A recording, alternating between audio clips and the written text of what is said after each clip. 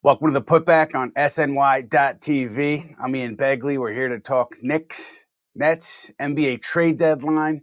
We've got Digital King Matt Spenley with us from SNY, here to talk Knicks as well. And we want to take questions from you guys as well. So feel free to drop your questions in.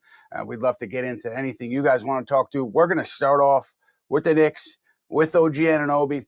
Talked about it a little bit yesterday. I would never say that anything is dead, because I know that the Knicks, people with the Knicks are big fans of OG Anunoby, but I think it's unlikely at this point that anything gets done, in part because of needing to get the assurance that OG Anunoby would re-sign in New York if you traded for him. He can opt out of his deal, I believe, after next summer.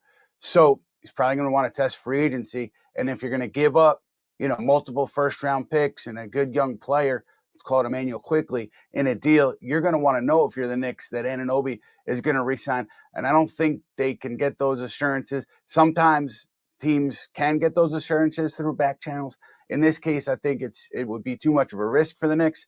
But again, I never want to say anything is dead, because things can change by the minute at this point in the NBA calendar. But I think that's a pretty big factor that would impede a Knicks deal to land OG Anunoby.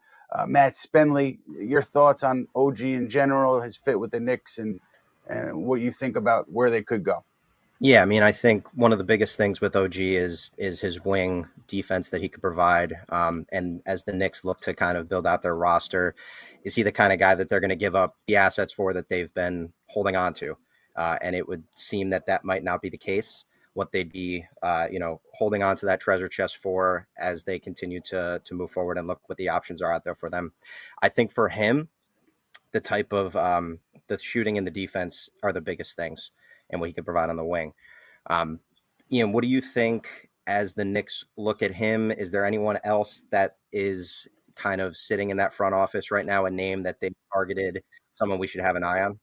Yeah, it was one thing to note on Anunoby there. I think it's not really the price, though, for the Knicks. I mean, I think that obviously they wouldn't go crazy, but I think a lot of people like the fit and what he could do in terms of jumping in the starting five. Maybe you would shift RJ Barrett to shooting guard, or maybe you would do something else, but they really like what he could bring to the roster, how he could shape them, I think, this season and beyond.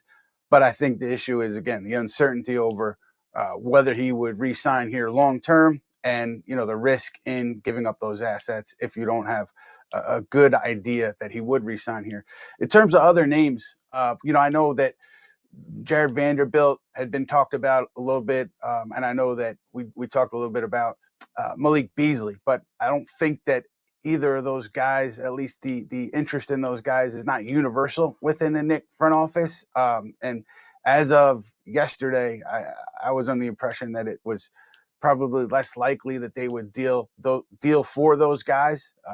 And then you talk about who would go out. It would probably be Obi Toppin, but I think that one is less likely, just because there's not a consensus around those two. Josh Hart, I know my buddy Michael Scotto reported that Hart is on the Knicks radar.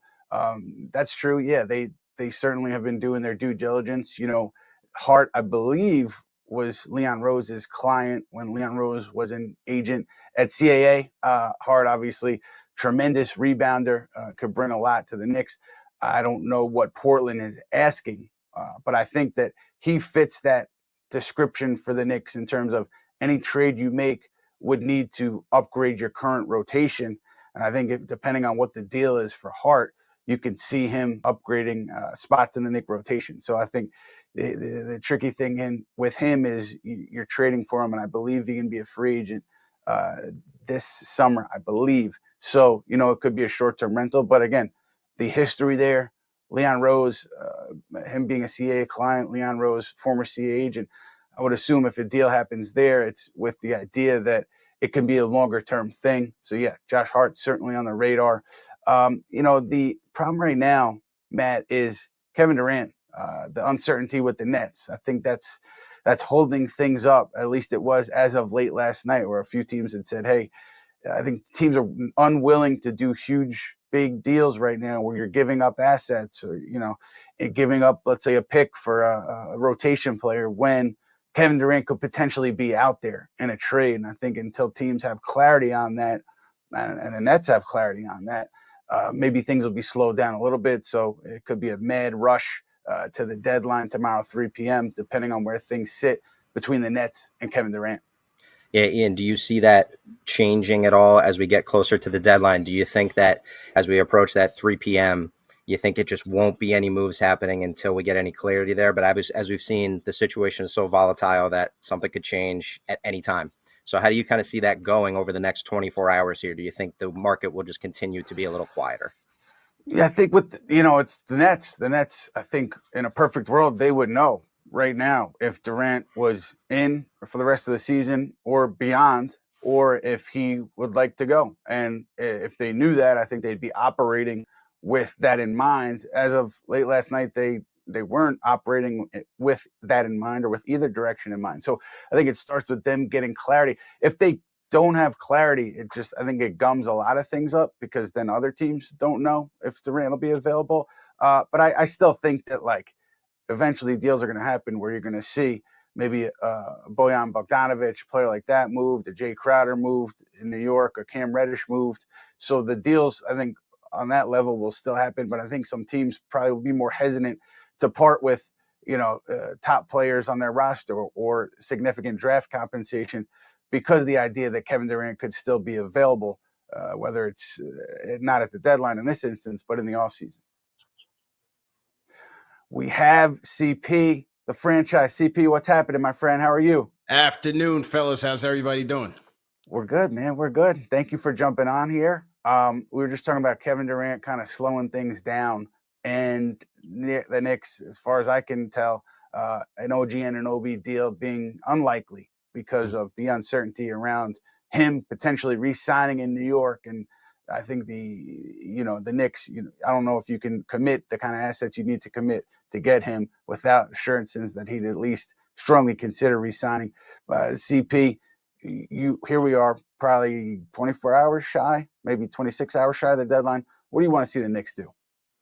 Yeah, well, OG would be at the top of the list. 25 years old, a good contract, a two-way wing player that this team desperately needs. I mean, you look at these past few games, and I don't want to single out anybody in particular, but RJ's defense just has not been good enough at the three, and this team is going to need that. They're making a playoff push. They're half game behind the Heat for sixth place in the East. Who knows what happens with Brooklyn? Does Brooklyn come back to the pack? The way the Knicks are playing right now, maybe they can make a little bit of a surge, but their defense is going to need some help, and they certainly need a wing, a versatile wing that can go out there with foot speed, length, athleticism to keep up with some of these wing players here, because for some reason RJ has taken a step back. I mean, this is his fourth year in the league, and I've never seen his defense be worse than it is this year. And so OG would be at the top of the list. As you said, Ian, it seems like the price could be a bit steep.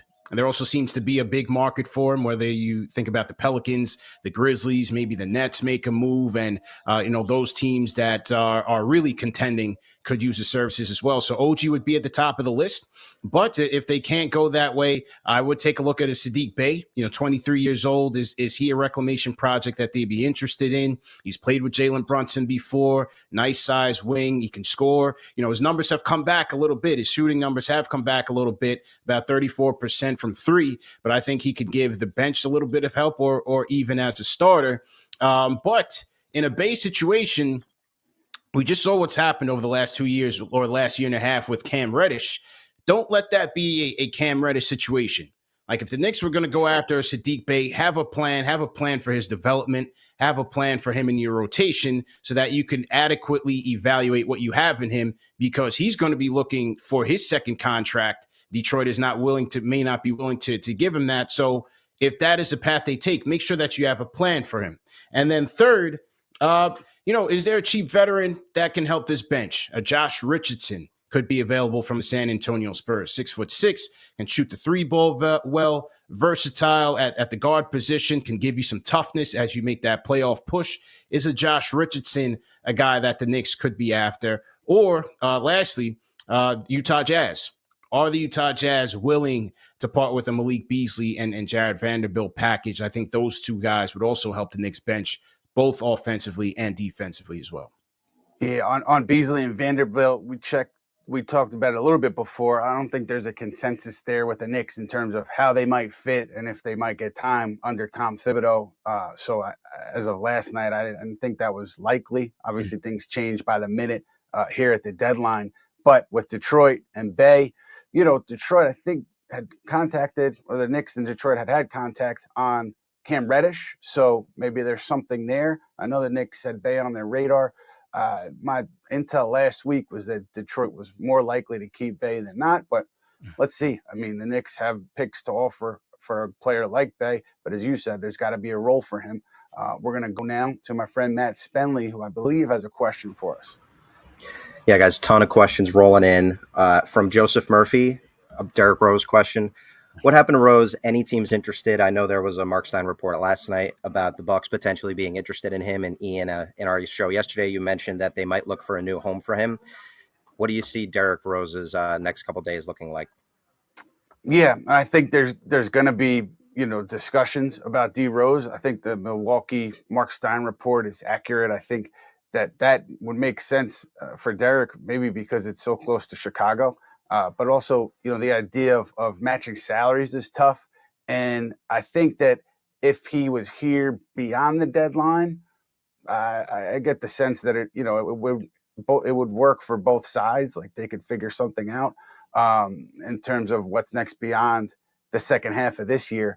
But I do think that at least I want to say on the Knicks side, there was, motivation to at least check around and try to figure out where you could find a spot for Derrick Rose because of how things have played out this season with him surprisingly being out of Tom Thibodeau's rotation. But It's got to make sense for the team too. I think there was some optimism on the player side too, that something might get done. But again, the salary matching is tricky. So we'll see where things play out from here. All right, CP, one for you. Yep. Gary Trent Jr. from Rich Hicks. He's someone you'd be interested in maybe at this deadline moving forward. What's his value been? Is he someone that you have your eye on at all for the Knicks? Oh, I love Gary Trent Jr. for this Knicks team. Still a young player. I believe he's 24 years old. Offense has picked up. He's having a great year for the Toronto Raptors. The only thing about Gary Trent Jr. is that he's making $18.5 million this year with a player option for next year. You have to expect that it would make good business sense for him to opt out of that and look for more money northwards of $23 million per year. And so the question is, would the Knicks be willing to part with assets? You're going to have to part with a number of assets as well to Masai Ujiri and the Toronto Raptors. Would they be willing to pay twice in terms of assets? And then is he a guy that they would want to invest in for the future? I think that remains to be seen, but certainly as an asset for this team, Gary Trent Jr. can definitely light it up. The Toronto talks too. I mean, when you talk about, they're in the middle of everything, right? And so Van Vliet, obviously Anunoby, Siakam. I don't know anything specific to the Knicks on Gary Trent Jr. other than the salary. I think would be tricky, but Toronto in general, I mean, they hold kind of the keys to this deadline, aside from the Nets, because they hold all the top players. And when they're talking to the Nets, and I've heard that as of last night, they were still adamant about getting Nick Claxton back in any kind of deal with Brooklyn. So they're playing hardball with Brooklyn, and you'd expect them to, because they don't have to trade OG Anunoby. They don't have to trade Pascal Siakam, so they'd be looking for the best deal possible. You talked about also the idea of maybe Cam Reddish going to Detroit. I know that Denver also had some interest in Cam Reddish. I think one of the holdups there, though, is how do you make it work with a player coming back? Bones Highland is an obvious candidate, but I think with Highland is too much of an overlap with Emmanuel Quickley. And so I don't know if there's strong interest in bringing Highland back if you're the Knicks. So there's plenty of situations that are available for New York. It's just a matter of paying the price. And we've seen in deadlines past, Leon Rose has been pretty conservative at the trade deadline. I think that the play, though, this year, based on where everything is to try hard to upgrade this roster, to be aggressive with what you have. And we'll see how the Knicks proceed, though, because they have been conservative in the past. Yeah, Ian, kind of based off of that, too, as we've looked at their roster, I know Evan Fournier had a nice game a couple of days ago, and his money is kind of sitting there as an expiring contract for next year. Do you think they're continuing to sit on him this deadline so that they can use him in an expiring contract type of deal for next year, as they have some money? Rose tied in also. How do you think they're viewing those guys at this deadline? I mean, I think they're wide open, right, to talking about them. And if a deal makes sense, I don't think they're going to say, well, let's hold off because he could be more. He has an expiring contract. We want to wait to see if he's more valuable. I think if a trade works for them, they'll do it because Fournier obviously not having a role with this group this year.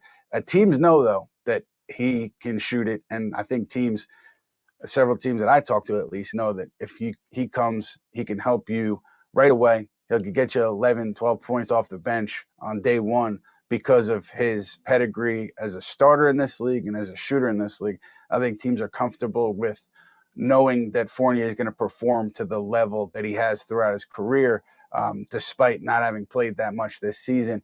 So I think that helps the Knicks in essence right now on Fournier. But Matt, you said it. I think the more likely path is them hanging on to Evan, because when he becomes an expiring contract, it's more palatable. It's a more palatable trade conversation. I think, though, that a couple playoff teams in the East at least have checked in with the Knicks on Fournier. Again, tough deal to make because of the salary. But I think the idea that, again, he could knock down shots, that's not lost on teams. I don't think it should be lost on the Knicks, Ian. I mean, you look at what he did in that Philadelphia game, 9 points in the fourth quarter, 3 threes in the fourth. He got extended minutes in crunch time. Only him fouling out was the only thing that took him out of this game. When you look at the Knicks being 25th in the league in effective field goal percentage, 23rd in three-point percentage, I wouldn't necessarily be so quick to lock Evan Fournier out of that rotation. But, Timbs is so rigid with that 9-man rotation. When you're making this stretch run, you're pushing for the playoffs, or even you're in the playoffs and you're looking for shot makers, don't forget about Fournier. If he's on this team, I think Tibbs should give him a look to give him a couple minutes on the nights that they need a little bit of offense. Matt, what say you? I agree. I think Fournier's shot making, I know last year his defense was super frustrating, but I think his shot making is always welcomed. And you know what? Let's be honest. He played a really good defensive game also. If he can buckle down a little bit more, then we can't complain. And I don't think we can expect him to provide that on a consistent basis, but that's not to say that he can't have games here and there. And also, he's a great quote. The quote after the game was super funny about Tibbs with the rotation. CP, I want to throw one question back to you, kind of based on the rotation also. We talked yesterday about Obi, who we've talked about on the show all year long, about his role on the team. And we talked more so about him viewing his potential trade value as at its peak right now if he continues to have a limited role on the team. So just your thoughts on Obi at the deadline, if he's someone you want to continue to stick around, even knowing that he's not going to achieve that sort of role that a lot of people would like him to see with Randall here. It's super frustrating because I would like to see him here and to realize his maximum potential, because I think he can still help this team. We see when he's a confident player, when he's playing more minutes, he can not only hit the three, but he's attacking the basket. You hope that the guards can find him. Quickly missed him on the lob here and there last night against Orlando. But, I would love to see Obi helping this team. It just seems like his potential has been capped over the last 3 years with Julius Randle here. They have about another year before they need to make a decision on whether or not they're going to re-sign him or allow him to enter restricted free agency. And so they should be, at this point, the way Julius Randle is playing and the way Tom Thibodeau's style has been in terms of leaning heavily towards more traditional five at the center position, they should look at offers for Obi Toppin if they feel like it can help this team. The problem is that, you wonder if he goes somewhere and he gets the minutes that he should be getting. Do you have, how good is that player? We saw how good he was as a starter last year with Julius Randle out. And so with his value kind of being low here, are you getting enough return for what this player could be down the road? I think it's a tricky situation, a tricky trade to make for Leon Rose. Yeah, I've heard last couple of weeks, but also last couple of days that, excuse me, there are a lot of teams that are fans of Obi Toppin, but it's a matter of matching the price that the Knicks would be looking for. I don't know specifically what that is, but I do know that, Indiana is among the teams that has big fans in their organization of Obi Toppin. The idea, though, I think of a player like Chris Duarte for Toppin straight up. I'm not sure if there's big support within the Pacers for that kind of move. So I think, again, it's just a matter of finding a price point that would work for the Knicks, would work for that next team. I don't think, well, based on stuff I hear from other teams, I don't think a lot of people with the Knicks are under any illusions that somehow the minutes are going to come from somewhere for Obi Toppin as long as Julius Randle's here. And so because of that, I guess you have to look at like when is the best time to move him. He's got the extension coming up this summer. So I would assume the Knicks continue to take calls on Obi and find the market for Obi and see if there's a fit. And there was a report about the Jazz and a trade conversation there. I think the Jazz are another team that like Toppin based on the Donovan Mitchell talks over the summer. I think they value Toppin, but the problem there is, again, the two players that were mentioned, Beasley and Vanderbilt, I don't think there's a uniform consensus opinion on them from the Knicks, so they would have to figure out another way to make that deal work. But yeah, Toppin deals are very much, I think, a topic of conversation right now. From one lightning rod with the Knicks to another, Cam Reddish, Nick Take Jake is asking, would the Knicks buy out Reddish if they can't find a suitor for him? You reported that Reddish's camp fully expects a trade, and they'll be disappointed if they don't receive said trade. So if for some reason the Knicks weren't able to deal Reddish, what would they do? And then CP, just you can give some thoughts on Reddish and the situation, how that's played out. Yeah, I mean, look, if they don't trade him, I think it's going to be acrimonious, right? I don't think Cam and his side are going to be comfortable just collecting DNPs. And so what does that mean? Could Cam Reddish opt to leave the team? I don't know, but there would be some next step taken if the Knicks didn't then grant the buyout for Cam Reddish and allow him to be free.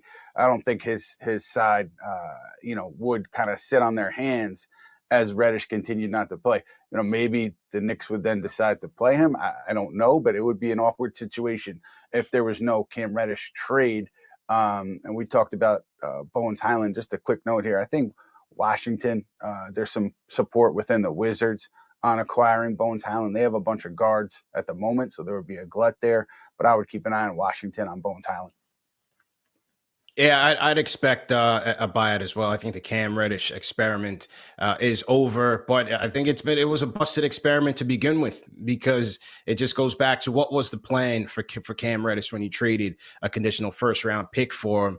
And now he's been out of the rotation for so long, the Knicks even choose, or Tom Thibodeau even chooses to go nights where the Knicks are undersized at the wing position, where you could use a 6'8" wing with wingspan and athleticism to slow down the opposition, but the Knicks opting to go with smaller players. And is it an issue with Cam himself? Is he not practicing well? Is there an attitude problem? I'm not so sure, but I think overall, when you evaluate them bringing this kid in and now him seemingly being out the door for less than what you paid for, it's just unfortunate. And as I said in the beginning, if they go out and get another player like that, or another reclamation project like a Sadiq Bey or so on, have a plan. Make sure that there's some thought there. So there's some cohesiveness between the front office and the coach in terms of how we're going to get him into the rotation, how we're going to develop him, and how we move forward. Because with Cam Reddish, it just seemed like they were two opposing viewpoints on how to view him. And now they're going to be, having to part with him for pennies on the dollar now. Yeah, I think we'll see how it plays out. It certainly was a failed experiment. Trav's in the comments asking, all caps, what's up, Ian and CP? What them texts saying, Ian? Latest Josh Hart. So a couple typos in there. But Ian, every time you look down at your phone, people are thinking a trade's happening. So tell us, what's the latest? What's happening? What's happening, guys? Just trading notes with people. From other teams. So nothing quite new off of these texts to add, but just you got to monitor them. The one thing kind of just been reiterated is that on the Josh Hart stuff, certainly there's obvious reasons for connection there, and I think that what it would take to acquire him is unclear. But some teams said that the Knicks are not the only team in the mix. There have been and will be several teams continuing to be aggressive on Hart. So the Knicks would have competition there if the gentleman really wants to know what one of my texts just said, I'm happy to at least reveal that. Great question by Trav, man. But yeah, look, Josh Hart is another guy who I look at as being able to provide some bench help if he's willing to play that role. He can give you some toughness at the wing. Now his 3-point numbers, he's down to 30% this year. That's not really something that you like there. But again, somebody that can give you toughness, that can extend the minutes on the bench. He has experience, knows Jalen Brunson, obviously coming out of the Villanova system as well. But I'm with Ian. You would have to expect if a guy like that is available, there will be several teams, including contenders, that will be looking for his services because he's a serviceable player. So he should certainly be on the Knicks radar. The other thing, kind of Knicks, but also league-wide, is, and I think last night and also a little bit this morning, a couple of teams had said that they expect the price on Bojan Bogdanovic in Detroit to come down a little bit for that to become a little bit more realistic for teams who are interested in Bogdanovic. Obviously, Detroit loves Bogdanovic for several reasons, but they're in a different direction now when they don't really need his veteran services. So I'm sure they're going to get as much as they can, but they had been holding out, I think, for a lot. And I think the price is starting to come down a smidge on Bogdanovic. So maybe there's going to be some movement there. Yeah, well, CP, what about Bogdanovic? Depending on the price, is he someone that you'd want to see the Knicks potentially wade into? Yeah, I like Bogdanovic, but certainly a high-volume 3-point shooter. You can always use a player like that. I just wonder, what the future would hold with them and a player like that. For me, I see him going to more of a contender, somebody that can maybe push a contender a little bit over the top, who needs a little bit more offense. But defensively, I'd be looking for a little bit more from that spot. But offensively, there's a lot to like about Bogdanovic. He's having a good year. Yeah, no question. So we'll keep an eye on him, see how that price goes. A couple people in the comments asking, too, about former friend Reggie Bullock, if he's someone that the Knicks have looked at. I know that's been out there a little bit. I don't think he's quite the player that he was a couple years ago when the Knicks made their postseason run. So, Ian, is he someone that the Knicks have their eyes on at all? Is he someone we should be thinking about? Yeah, I followed up on that. I think Mark Stein reported that there was some interest. I mean, obviously, I would assume, at least, I shouldn't say obviously, Tom Thibodeau loves Reggie Bullock. Julius Randle, I'm sure, loves Reggie Bullock. But I think that the idea that they would go be aggressive and like get into a bidding war on Bullock, I think there's some concern there in terms of what he would bring. But look, the idea that Thibodeau likes him, I think there's smoke there. But if I'm guessing, right, I would guess that it's unlikely for them to give up a lot for Bullock if Dallas is just looking to dump him, which I don't think they would be. I'm sure the Knicks would be interested there. But if the price is at an elevated level, I would assume the Knicks don't go that hard after Reggie Bullock. That was my read on it coming into last weekend. I don't think anything has changed on that front. Got it. CP, is he someone that you have your eye on at all? No.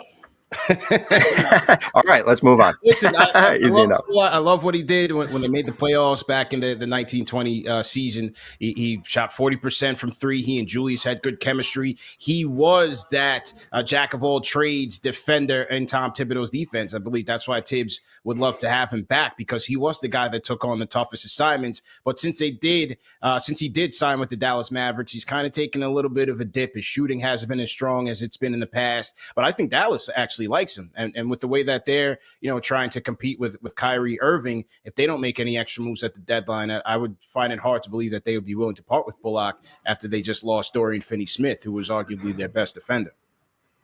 No question. CP, I want to throw one back on you. Peter Mason is asking, would you be disappointed if nothing happened at the deadline? So I think let's consider even, let's say they either made a small Cam Reddish move or ended up not moving him and there was just a buyout. Would you be disappointed if we're here at Thursday, 3:15, and the Knicks are pretty much the same team as they are right now? No, I wouldn't be disappointed at all. I think, for me, it's looking for the big splash whenever it becomes available. And if they can make that deal, right? That's why Leon Rose is here. But right now, if you look at this team, they're a couple games over 500. They're 7th in the East right now, competing nicely in a playoff run. Jalen Brunson, Julius Randle playing at an all-star level. You're getting quickly playing great off of the bench. Good contributions from their big man. Their bench has been playing a lot better. Hartenstein, Sims played well last night in Mitchell Robinson's absence. So this team is still poised to push for the playoffs. Do they have longevity once they make it in? No, but I think this season would still be successful, in my opinion, coming off of a 37-win season last year, if they were able to make the playoffs and make things competitive. So right now, you don't see any marquee names out there for the Knicks to really push for, to push their chips into the table for. So, yeah, you would love to see some bench reinforcements, but if they don't get it, I don't think it's the end of the world. I wouldn't be that disappointed. And I think based on what James Dolan said on WFAN with expectations, making the playoffs, and also just wanting to see growth and wanting to see an opportunity moving forward to push the roster to an even higher level this offseason, I would think that everybody over there would be okay with not doing anything. And as CP said, continuing a pace, get into the play-in, make the playoffs, and then see where everything stands this summer, because with this league, with the Kevin Durant thing and so many other situations, there's going to be movement. There's going to be different opportunities that present themselves. So, yeah, there's probably not going to be a big swing at the deadline unless things change significantly on OG and Obi. And also, even if there's no bunt single, I think people over there would be satisfied with the direction. So that's, to me, you listen to what the owner said, and that dictates what you guess on kind of where things would go. I don't think they're under any pressure to make a big move ahead of the Thursday afternoon. I do have one fan question that I saw that, if you guys don't mind, I'd like to throw in there from my guy, the Cooler. I love interacting with the Cooler on Twitter. I still wish he would reveal his identity, but I don't think he will. He or she will. But he says, should Sean Marks inquire about Wendell Carter or Mo Bamba? Listen, I think that everything with the Nets revolves around Kevin Durant, and anything that they do, I think at the moment would be with the idea of trying to either help Kevin stay here, make him happy, or a massive pivot and getting as many picks and young players as they can back for Kevin Durant. So I don't think the Nets even maybe have the bandwidth to think about the Mo Bambas or the Wendell Carters of the world. I think that their focus, I would assume right now, is just hinging on where Durant is, and the rest of the league is also wondering the same thing. So, Mr. Cooler, I appreciate your question, my friend. I think that's unlikely at this point. All right, thanks for the update, Ian. All right, guys, let's close it out. Someone had to ask this. Curvalenti in the comments. If Reddish is bought out or we have an extra roster spot, do they sign Carmelo for the rest of the season, come off the bench? Someone had to ask it, right? It had to be in the comments somewhere. It just had to be there. It's just a given. Here, can I offer my speculation based on nothing? If Kevin Durant remains with the Nets, I could see Brooklyn. My speculation would be Brooklyn would at least have interest in bringing Carmelo in because of Kevin's relationship with Carmelo. In Dallas, if something shook loose there, I know Kyrie Irving is a big fan of Carmelo Anthony.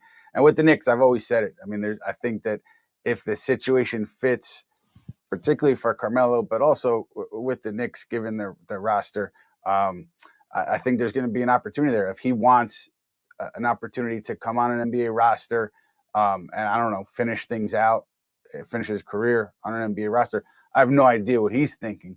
But I just, based on the relationships across the board, I think the Knicks would afford him that opportunity if that's what he's looking to do. The ship has sailed for me, man. Listen, Carmelo Anthony is one of my top 5 favorite players of all time. There's no doubt about it. I appreciated his Knick days, even though it didn't come with a lot of success. And I'd rather remember him during those days, the 60-plus points and Knicks tape making it to the second round of the playoffs in 2012-13, making it to the playoffs 3 years under Carmelo's tenure. I want to remember it that way and not as a player who is pretty much done. Let's just be honest. I love Melo. He could still score, but I think the Knicks need to look in another direction if they do free up a roster spot. Well, you heard it there, CP. I'm sure a lot of fans agree with you. Matt, I appreciate your insight and throwing questions our way. And guys, we're not done, because CP and I are going to be on Sports Night tonight, 11 p.m., Honda Sports Night on SNY. And then we've got another Putback trade deadline wrap-up, 3 p.m. tomorrow afternoon. Once the buzzer hits, we will be on. It's going to be Fred Katz. It's going to be CP. It's going to be Chelsea Sherrod. It's going to be myself, breaking down everything that happened or didn't happen at the deadline and kind of putting a bow around it. So we will see you guys tomorrow afternoon, 3 p.m. at the deadline. We'll hopefully see you tonight as well. Honda Sports Night, CP and I.